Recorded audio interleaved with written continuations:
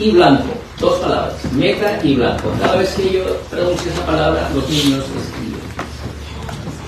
escriben. Bueno, hemos llegado al último sábado del año. Esta mañana he escuchado al hermano Alirio en su devocional de la mañana. A las 5 de la mañana el hermano Alirio está lanzando un devocional y estaba hablando de la unidad. Hemos llegado al último sábado del año, como ya mencioné, y a veces nos parece como extraño porque decimos el tiempo pasó demasiado rápido, el año se acabó, se fue demasiado pronto, pero cuando empezamos a hacer cuenta de cuánto pasó durante el año, nos parece que han pasado muchas cosas. Así que el tiempo es algo que es un poquito extraño.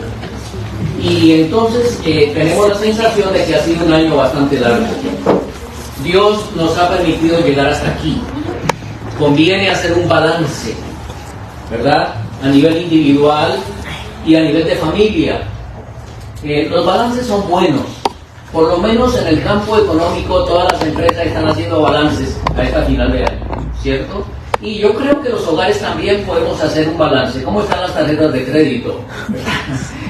Si estamos en rojo o no estamos en rojo. Es conveniente siempre los balances. Pero el balance más importante es en lo que tiene que ver con el aspecto espiritual. ¿Cómo es que yo estoy con Dios? ¿Cómo me encuentro con Dios? Y en esta mañana queremos que la palabra del Señor nos motive para seguir adelante.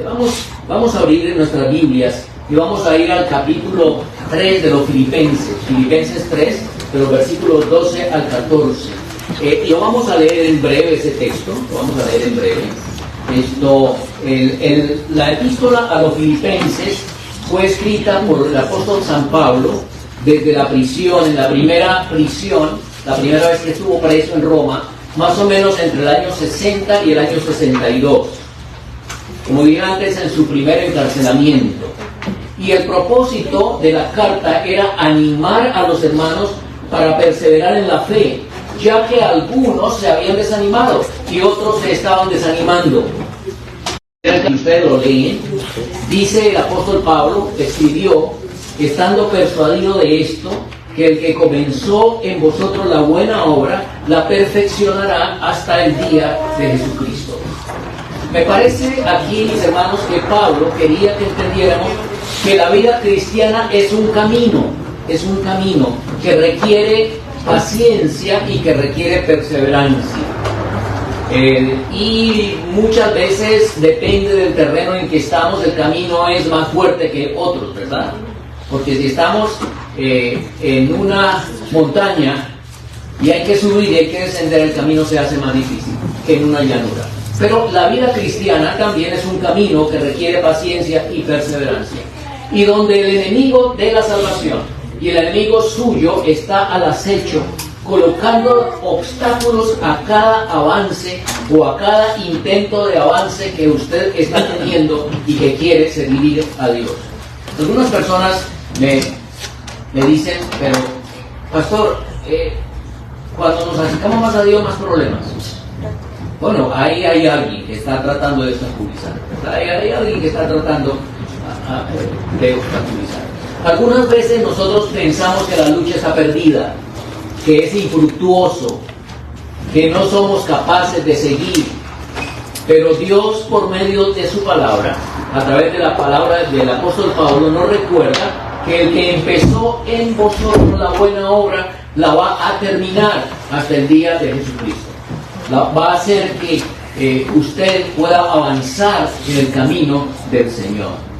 En el capítulo 2, versículo 12, última parte, el apóstol Pablo dice, ocupaos de vuestra salvación con temor y temblor, porque Dios es el que en vosotros produce así el querer como el hacer según su buena voluntad.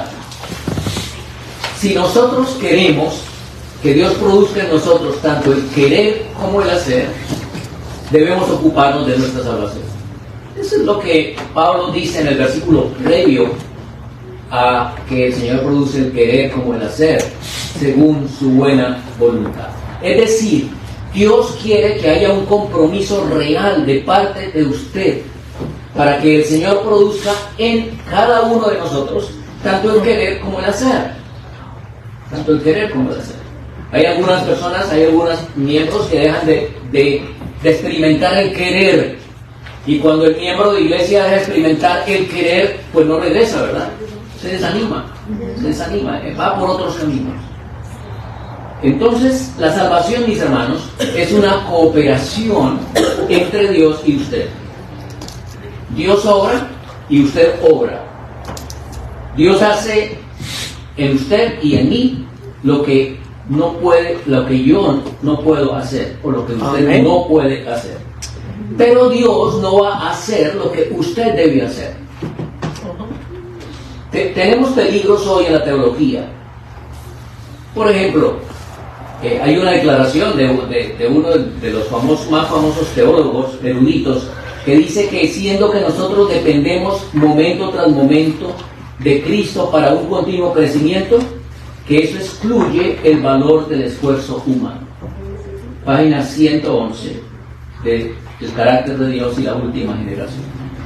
Este texto, esta declaración me dice que mi esfuerzo no tiene ningún valor.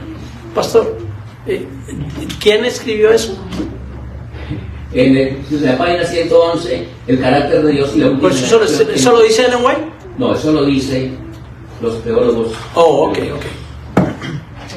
Por lo tanto, en la página 114 dice: la obediencia no puede ser condición de salvación. Y la obediencia no es condición de salvación cuando ya digo que estoy salvo. Entonces ya, pues no puede ser condición, porque ya el Señor me ha salvado. El Señor me ha salvado, no puede ser condición. Página 114 del mismo libro. Permítanme, mis hermanos, que comparar estas declaraciones de estos eruditos nuestros con las declaraciones de la sierva del Señor, de Elena. Ella dijo: el Espíritu de Dios no tiene el propósito de hacer nuestra parte, ya sea en el querer o en el hacer. Porque el Espíritu de Dios no tiene el propósito de hacer nuestra parte, ya sea en el querer o en el hacer. Tan pronto como doblegamos nuestra voluntad para que armonice con la voluntad de Dios, la gracia de Dios está lista para cooperar con el instrumento humano, pero no será el sustituto que haga nuestra obra independientemente de nuestra resolución y de nuestra acción decidida. Amén. En los lugares celestiales, enero, carta 15, 1898. Y ella luego dice: por lo tanto, lo que convertirá el alma no es la abundancia de luz ni las evidencias que se acumulan unas sobre otras. Es tan solo el agente humano que acepta la luz, que despierta las energías de la voluntad, que comprende y reconoce que lo que sabe es justicia y verdad, y que coopera así con los agentes celestiales establecidos por Dios para la salvación del alma. Sigue ella diciendo: si el hombre coloca su voluntad del lado de Dios, sometiendo plenamente el yo a la voluntad de Dios, el elevado y santo esfuerzo del agente humano derriba la obstrucción que él mismo ha erigido, los escombros son barridos de la puerta del corazón y se quebranta la posición obstinada que obstruye el alma. Se abre la puerta del corazón y entra Jesús para morar como un huésped bienvenido. Noten, mis hermanos, que aquí la sierva del Señor dice que cuando el elevado y santo esfuerzo del agente humano, hermana White le dice que el esfuerzo que usted y yo hacemos en el caminar cristiano, la sierva del Señor lo llama santo, elevado y santo esfuerzo, porque la verdad es que eso viene de parte de Dios. Mientras esos jóvenes, hablando de los hebreos, de los 3 hebreos, mientras esos jóvenes actuaban en favor de su salvación, Dios obraba en ellos para que desearan y actuaran según el beneficio del beneplácito divino. Esta es la fórmula del éxito. Para apropiarnos de la gracia de Dios, debemos hacer nuestra parte. El Señor no va a realizar por nosotros ni el querer ni el hacer.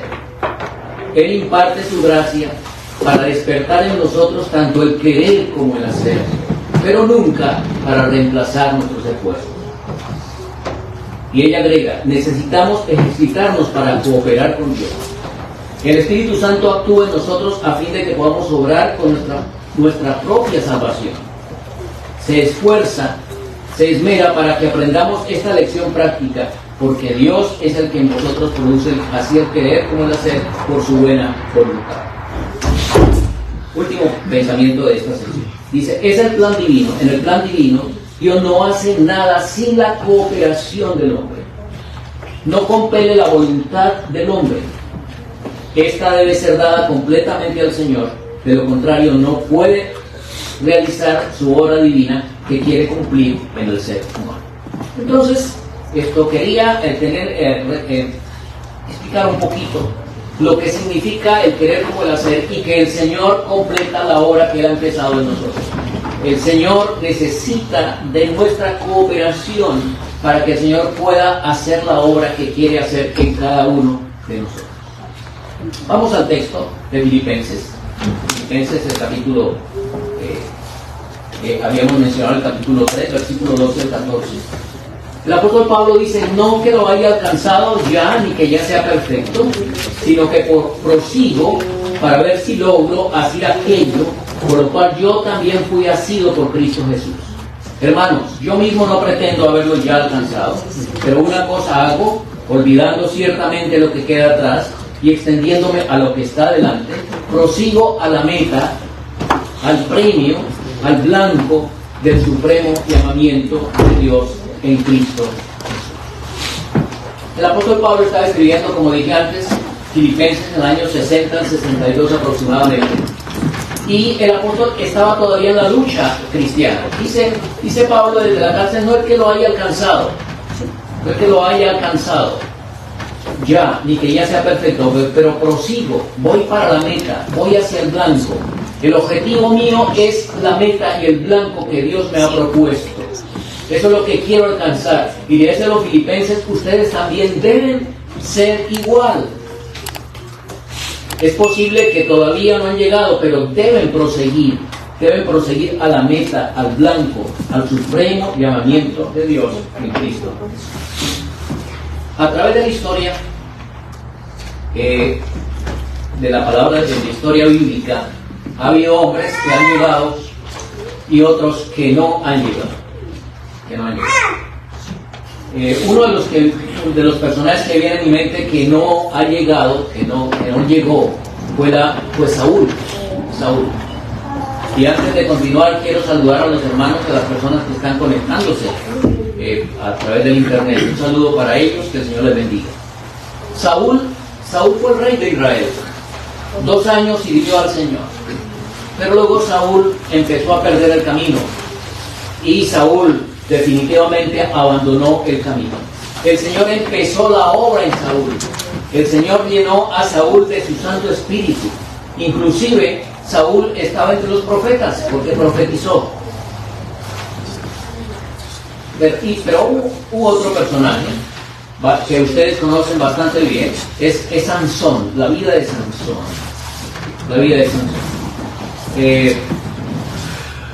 Vamos a ir a la palabra del Señor y van a Jueces, el capítulo 13. En la Biblia hay solo dos personajes bíblicos que recibieron instrucciones precisas acerca de sus niños. Y uno de ellos fue Juan el Bautista. Ustedes recuerdan que el ángel se presentó a Zacarías, especialmente primero a Zacarías, y le mencionó que su mujer Elizabeth iba a tener un hijo y que debería seguir ciertas instrucciones. Ustedes lo encuentran en San Lucas, el capítulo 1, del versículo 5 al 25. Pero el otro caso es de Sansón, y vamos a leerlo brevemente. Sansón, Jueces, el capítulo 3. Jueces, el capítulo 3. Abran sus Biblias conmigo en Jueces, el capítulo 3.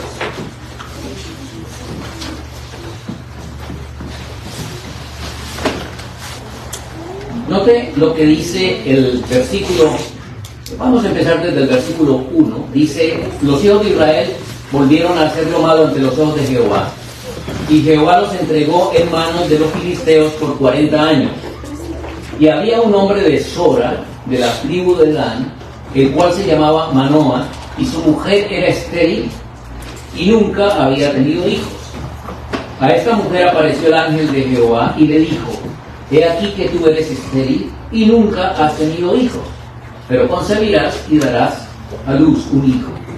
Ahora pues, no bebas vino, ni sidra, ni comas cosa inmunda, porque aquí concebirás y darás a luz un hijo, y navaja no pasará sobre su cabeza, porque el niño será nazareo a Dios desde su nacimiento, y él comenzará a salvar a Israel de mano de los filisteos.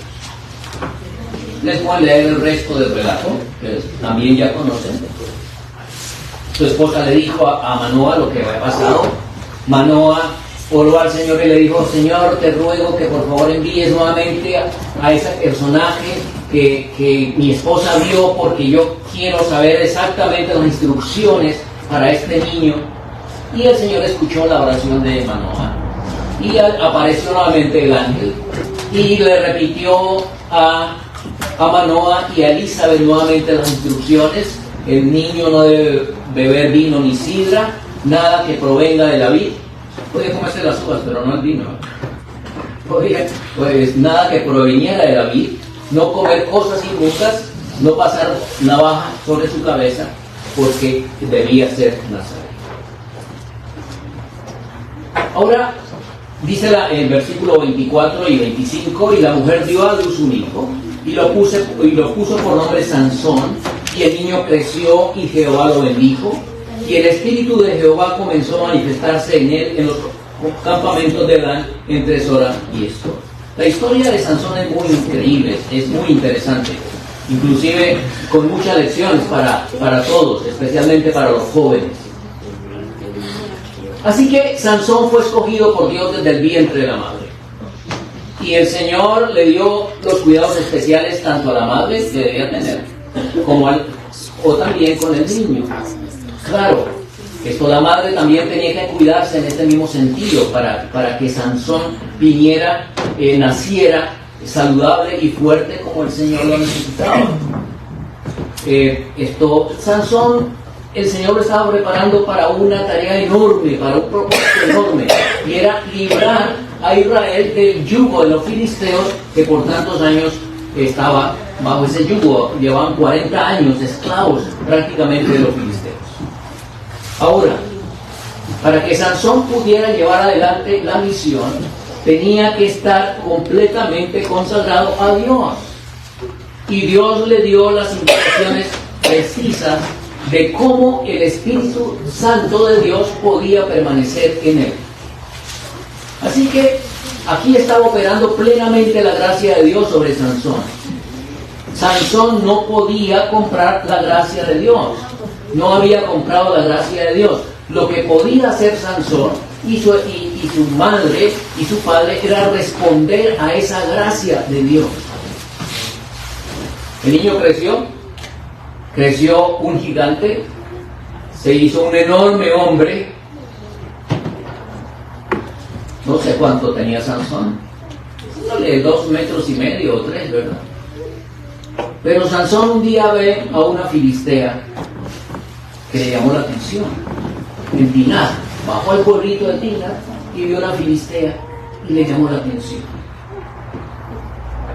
Parece que al muchacho no le gustaba mucho la forma recatada como vestían las hijas de Dios de su pueblo.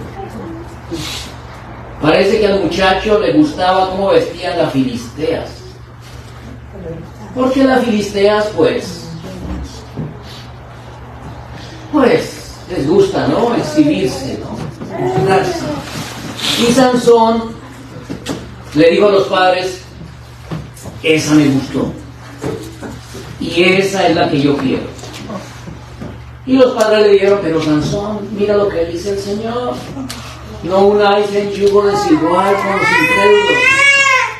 Eso no es lo que... No hay niñas en Israel que tú vas a escoger una filistea. No. Esa fue la que me gustó. Y ya como estaba grandecito y fuerte, pues los padres dijeron: ni modo. Así que hicieron la boda.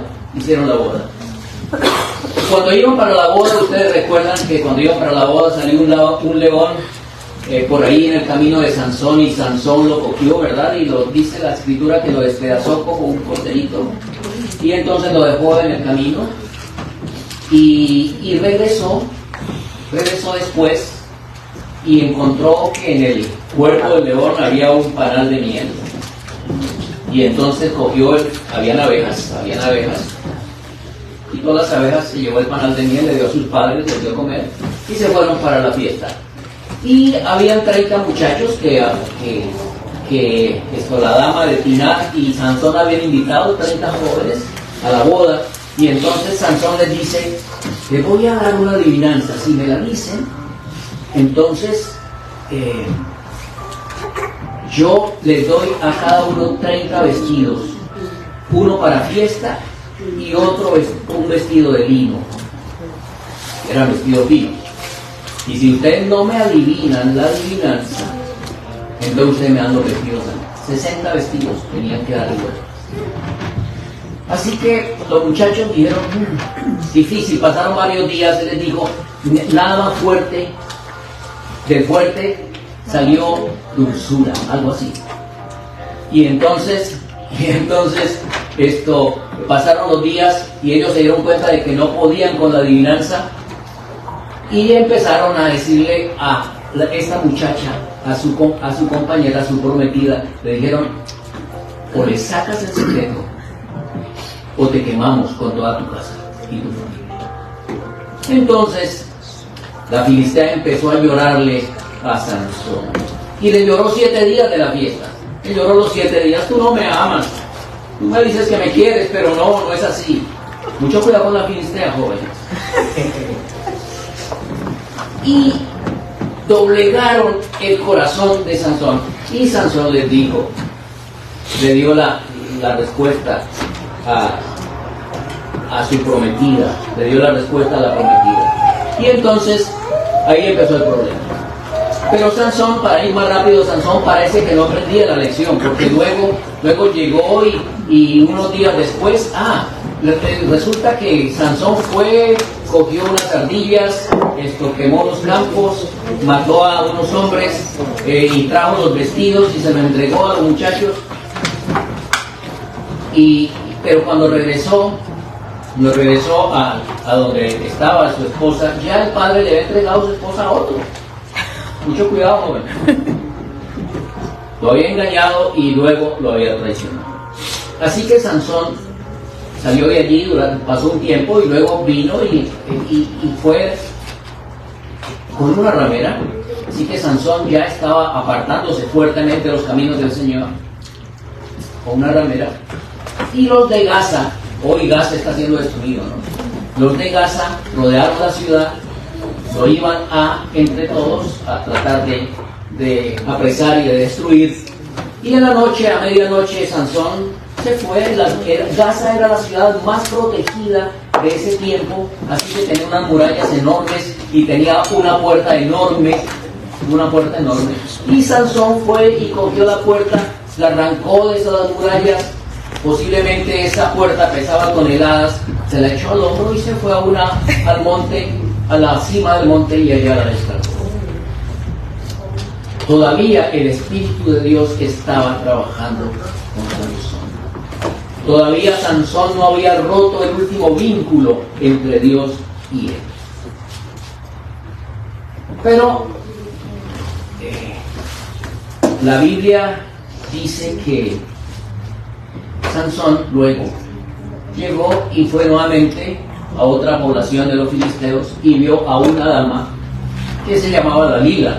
¿Recuerdan a Dalila? Dalila, el nombre de Dalila significa colgante. Era tan hermosa que podía colgarse por ahí para decirse. Colgante. Era muy hermosa, según se describe la historia. Y entonces, nuevamente, Sansón dijo: esta es la que me gusta y esta es la que yo quiero. Y ustedes recuerdan que tan pronto se emparentan entre ellos, llega el compromiso. Inmediatamente todos los príncipes de los filisteos, de la familia de los filisteos, llegaron a donde Dalila hicieron algo oficial y le dijeron, mira, Dalila, a ti te gustan las cosas buenas, ¿no? Nos damos cuenta que te gusta la platica, ¿no? Vistes muy bien.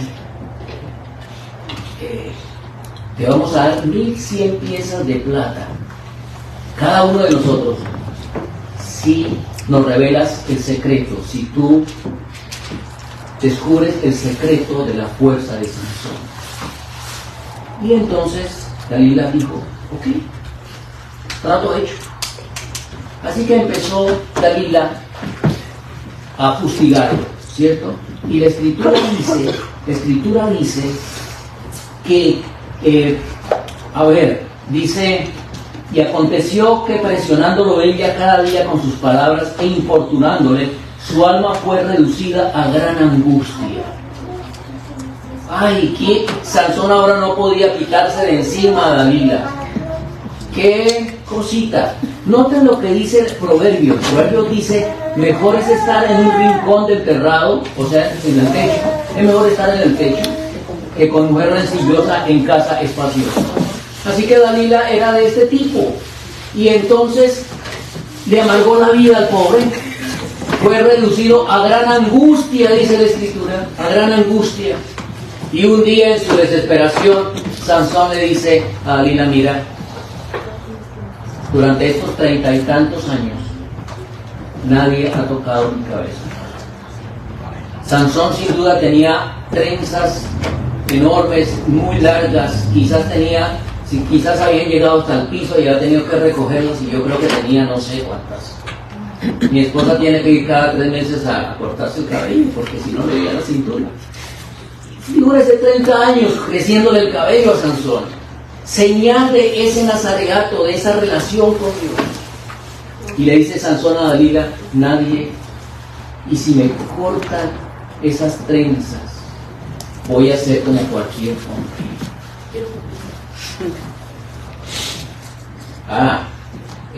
Entonces, la escritura dice que mientras estaba dormido, Sansón, Dalila le cortó las trenzas.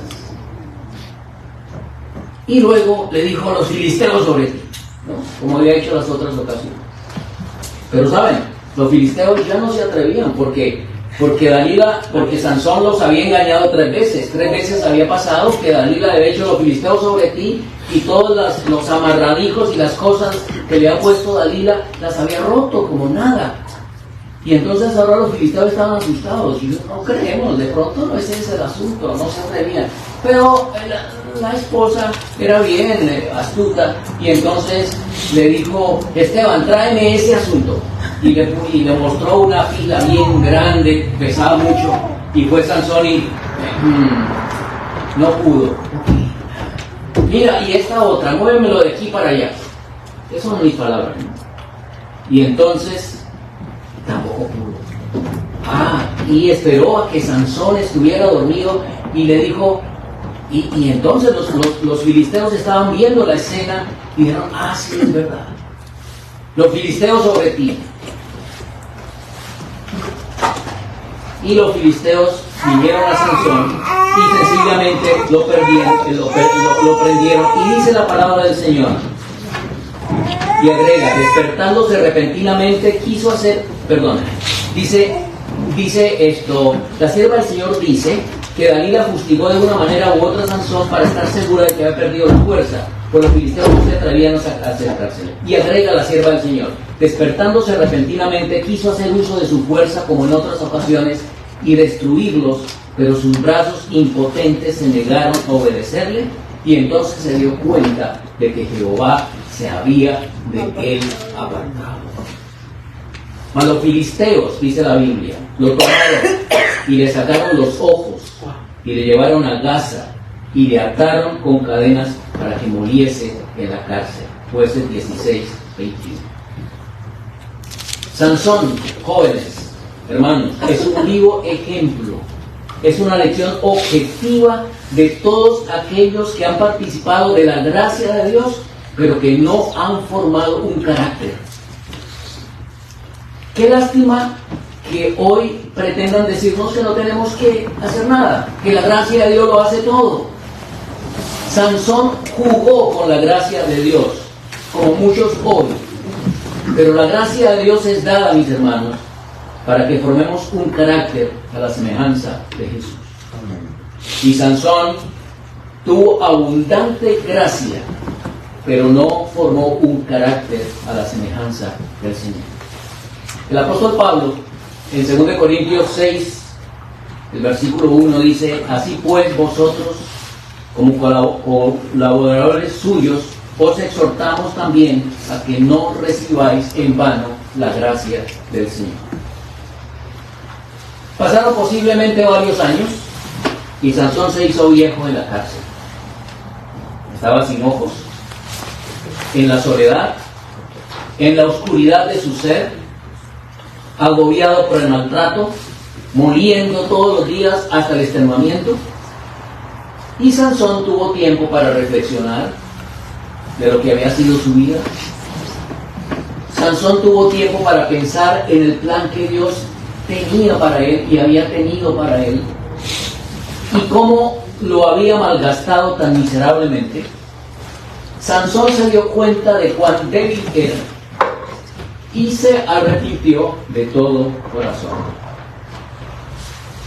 Pero Dios es misericordioso, mis hermanos, y aunque Sansón había ido tan lejos, no lo estaba tanto como para que la gracia de Dios no pudiera alcanzarlo. Amén. Dice Jueces 16:22 que el cabello de su cabeza comenzó a crecer después de que lo hubieron rapado. Obviamente empezó a crecer. Ahora, en el cabello de Sansón no había virtud alguna, pero era la señal de obediencia y de consagración entre él y Dios. Y quiero pensar que la esperanza y la fe volvieron a la vida de Sansón, y en su interior creyó que Dios aún podía cumplir por lo menos parte del propósito. Llegó el día de Dagón. Cada año hacían una fiesta los filisteos a su dios Dagón, un dios cruel. Se reunieron para hacer sus horribles sacrificios y mandaron a traer al viejito ciego Sansón, al gigantón. Y la escritura, la Biblia dice, y sirvió de juguete delante de ellos. Capítulo 16, versículo 25. Lo vapuleaban, sin duda, de un lado para otro, lo golpeaban de un lado para el otro. ¿Qué no le hicieron al pobre viejo ciego Sansón? Satanás es sucio, muchachos. El servicio a Satanás paga mal. No seamos juguetes de Satanás. Así que ya Sansón, cansado, humillado, maltratado, Sansón le pidió a un muchacho que lo colocara entre las columnas principales del edificio, y allí el gigante Sansón sirvió, elevó su última y ferviente súplica a Dios, y Dios le contestó. La historia dice que Sansón asió con sus brazos las dos columnas, ¿cierto? Hizo la plegaria ante el Señor y luego se inclinó fuerte y la casa cayó. La Biblia dice: cercano está Jehová a todos los que le invocan. Amén, amén. A todos los que le invocan de veras. Así que Sansón dijo: Señor, acuérdate de mí, te ruego, solamente esta vez, oh Dios. Asió luego las dos columnas del medio sobre las que descansaba la casa. Entonces se inclinó con toda su fuerza y cayó la casa sobre los principales y sobre todo el pueblo que estaba en ella. 16:30 de Jueces. Ahí terminó la vida de Sansón. Su familia vino, se lo llevó para enterrarlo.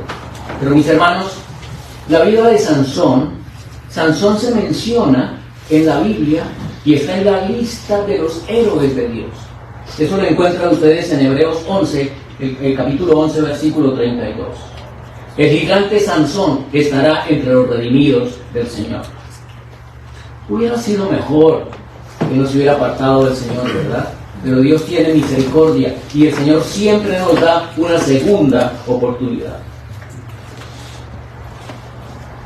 Ahora, el texto de esta mañana es en cuanto a cómo podemos alcanzar la meta. Podemos alcanzar las metas.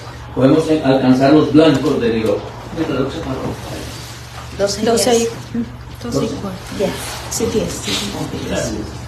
Regresemos al apóstol Pablo. Vamos a 2 de Timoteo 4, versículos 5 al 8. 2 Timoteo 4, 5 al 8.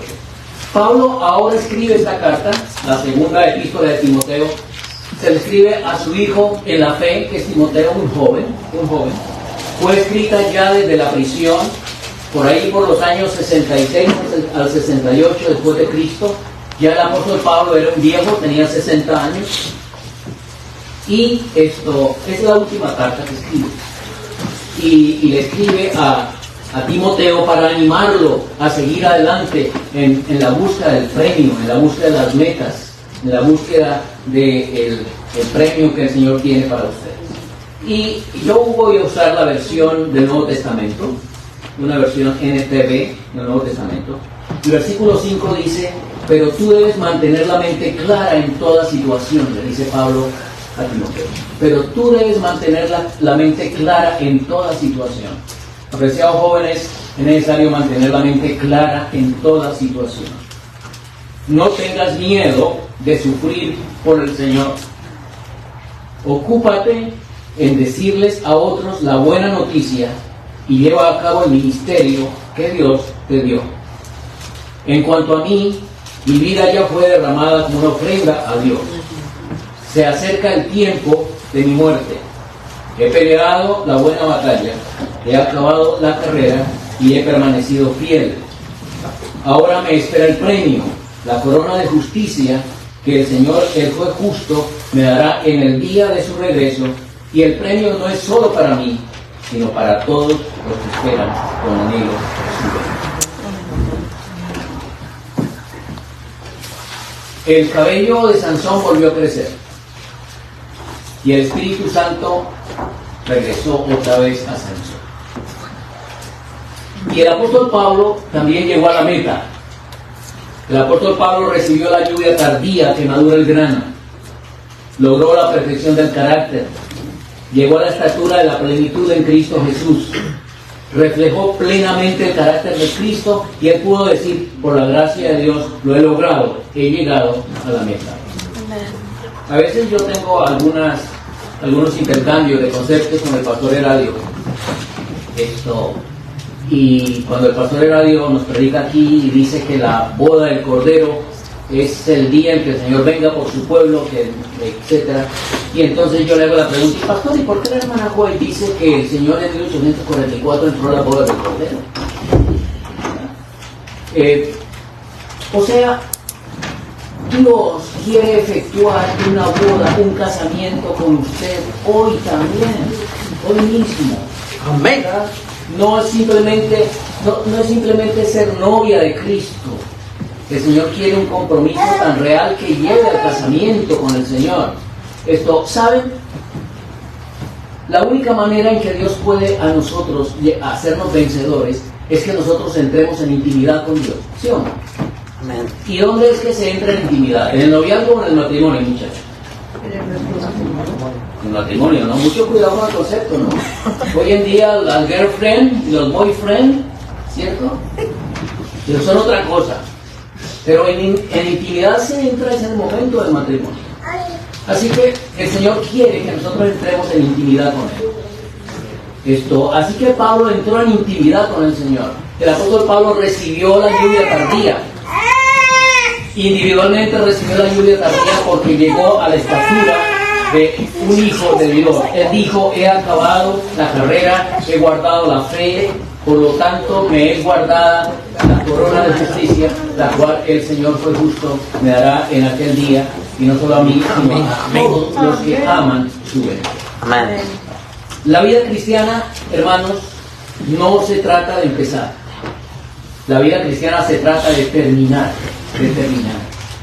El que no persevera no llega.